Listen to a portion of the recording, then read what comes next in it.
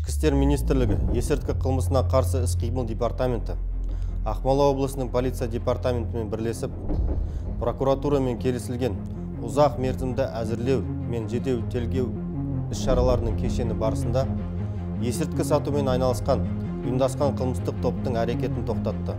Өткен демалыс күндері арнайы құрылған жедел тергеу топтары арнайы мақсаттағы бөлімше жауынгерлерінің күштік қолдауымен Астана, Қарағанды және Көкшетау қалаларының аумағында осы қылмыстық бизнеске қатысушыларды ұстады.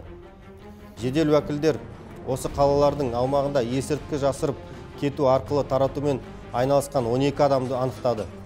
Олар Telegram қосымшасында жұмыс істейтін 3 интернет дүкен арқылы әрекет еткен. Олардың қатарында ұйымдастырушы, оператор, бухгалтер, интернет есірткі дүкенінің әкімшісі, сондай-ақ 7 есірткі жасырып кетуші бар.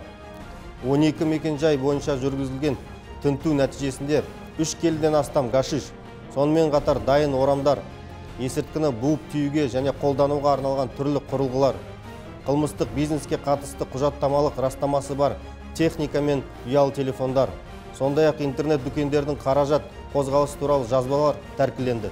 Ұсталған есірткі жасырушылардың қатарында Көкшетау қаласының 17 жастағы тұрғыны да бар. Сонымен қатар, жедел уәкілдер есірткі жасырушылардың бірінің анасын, яғни топтың қылмыстық бизнесіне қатысы бар 42 жастағы әйелді ұстады. Қазіргі таңда уақытша ұстау изоляторына қылмыстық топтың 10 мүшесі қамауға алынды. 2 адамға қатысты келу туралы міндеттеме процессуалдық мәжбүрлеу шарасы қолданылды. Қазақстан Республикасы қылмыстық кодексінің 297 бабының 3 бөлігі бойынша сотқа дейінгі іс жүргізу басталды. Адамдар тобының алдын ала сөз байланысымен бірнеше рет, аса ірі мөлшерде электрондық ақпараттық ресурстарды пайдалану арқылы жасалған бұл қылмыстар үшін мүлкін тәркіленіп 10 жылдан 15 жылға дейінгі мерзімге бас бостандығынан айыру жазасы қарастырылады. Одан әрі тергеу шаралары жалғасуда. Тиісті сараптамалар тағайындалды.